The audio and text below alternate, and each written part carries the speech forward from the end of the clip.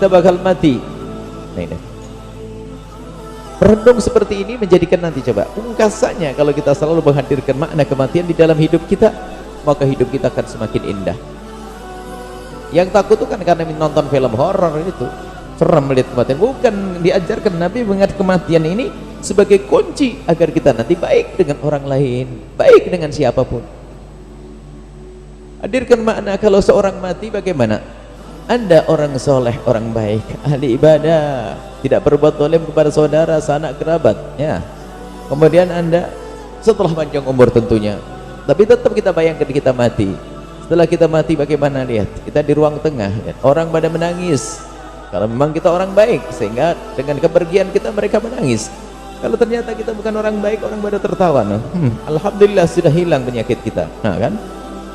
Setelah seorang hamba meninggal di ruang tengah, ya tutup kain, ya masya Allah. Kemudian setelah itu apa? Dimandikan, dikafani, disolati. Kemudian bagaimana? Setelah itu semua keluarganya bergegas untuk menyingkirkan mayat ini, untuk menyingkirkan kita ini. Tidak boleh kita berada di situ lama-lama.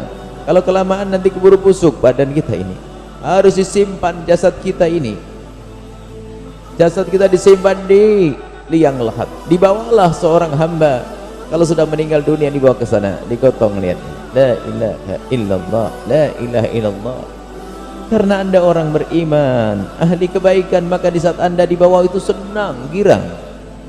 Karena Anda orang baik, orang biasa tahajud, orang tidak pernah zalim kepada saudara, bahkan sering membantu saudara. Orang banyak sedekah, orang yang banyak menolong orang lain. Maka perjalanan Anda menuju alam, di saat mau dikubur, Anda merasa senang.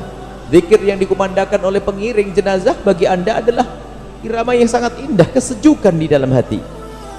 Sampailah di depan kubur. Bagaimana kisahnya setelah itu?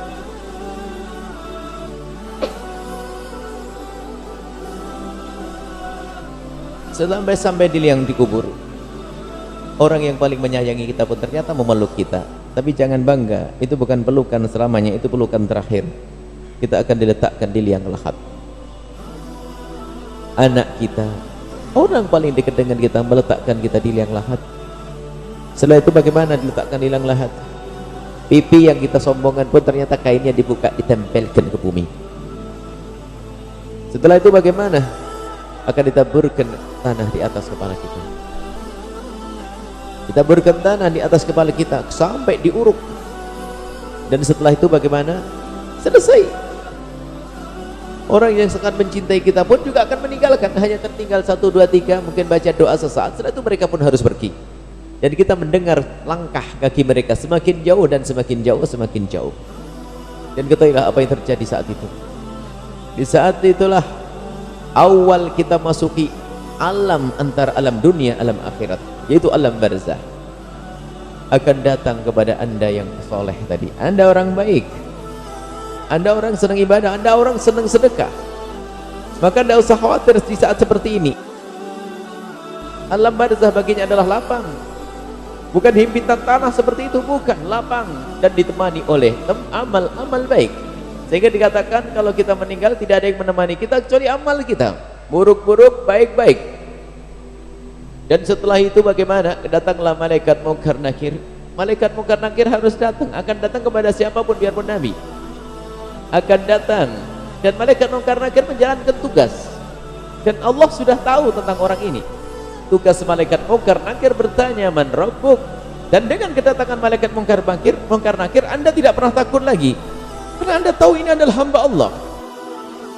Baru malaikat bertanya, wahai hamba yang baik, aku mendapatkan tugas untuk menanya kepadamu, bertanya kepadamu. Maka Anda pun berkata, silahkan wahai malaikat, silahkan. Lalu malaikat bertanya, man rabbuk? Maka Anda pun bisa menjawab, Allahu Rabbi, dan seterusnya dan seterusnya. Dan setelah itu malaikat tersenyum, kemudian malaikat menyerahkan Anda kepada malaikat pemberi rahmat. Wahai malaikat pemberi rahmat, pemberi nikmat, berikan orang ini kenikmatan dan rahmat hingga sampai nanti dibangkitkan di padang mahsyar. Tapi itu si busuk, maka ketahuilah waktu dicabut nyawanya sudah sakit, dan sakit sampai dikatakan malaikat memukuli keluar nyawamu, dan nyawa itu tidak mau keluar mula-mula karena terlalu takut. tampak sesuatu yang mengerikan, neraka ditampakkan kepadanya, ketakutan tapi harus keluar dan dipukuli dan dipukuli. Ini adalah baru mau dicabut nyawanya. Tersiksalah manusia itu di saat dicabut nyawanya dan sakit, dan tidak ada yang tahu yang demikian ini. Yang tahu hanya siapa? Binatang.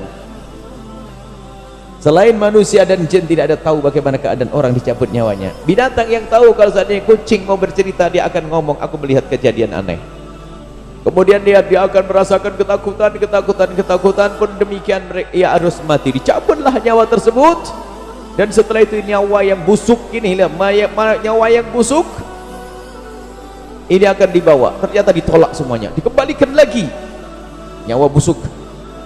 Dan semuanya nyawa busuk ini di saat mau dibawa ke alam barzah, dia sudah sakit mulai dari cabut nyawanya, sudah merasa ketakutan bermacam-macam, sampai menyimpan jasad kita yang akan hancur dan busuk.